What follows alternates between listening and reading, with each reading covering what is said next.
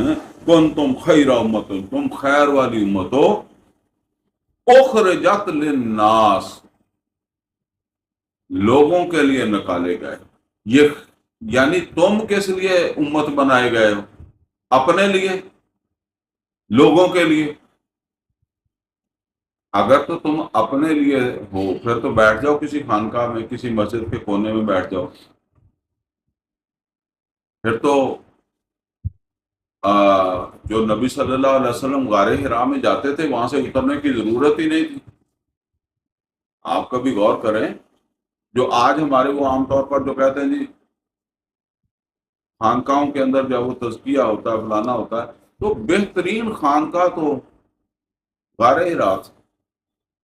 کوئی صحابی نہیں کہتا کہ مجھے نبی صلی اللہ علیہ وسلم نے وہاں لے جا کر تزکیہ کیا. غار ثور کوئی ایسا نہیں. وہ میدان میں تزکیہ ہوتا ہے. بہرحال وہ اس وقت موضوع نہیں ہے ہمارا. کنتم خیر امت اخرجت للناس، تم خیر والی امت ہو، بہترین امت ہو. اخرجت للناس، یہ خیر اب ظاہر ہے سب سے بڑا خیر تو قرآن ہے. نبی صلی اللہ علیہ وسلم فرمایا فإن خیر الحدیث کتاب اللہ.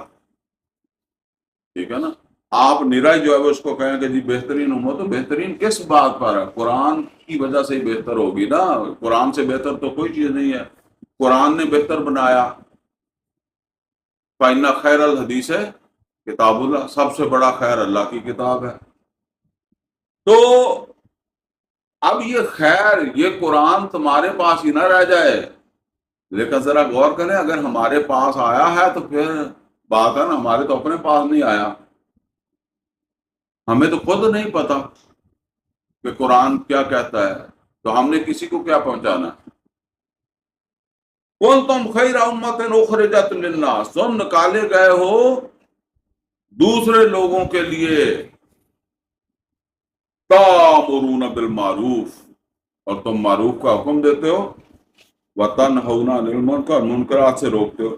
اچھا جی حکم کون دے سکتا ہے؟ کبھی آپ نے حکم دیا؟ کیوں نہیں دیا؟ اس لیے کہ ہم دے سکتے ہیں صرف مشورہ. ہم بیوی کو بھی مشورہ ہی دے سکتے ہیں، اولاد کو بھی مشورہ ہی دے سکتے ہیں. نہیں تو وہ بیوی تھانے چلے جائے گی. ٹھیک ہے نا. اس کا مطلب یہ ہے کہ حکم تو دیتا ہے حاکم.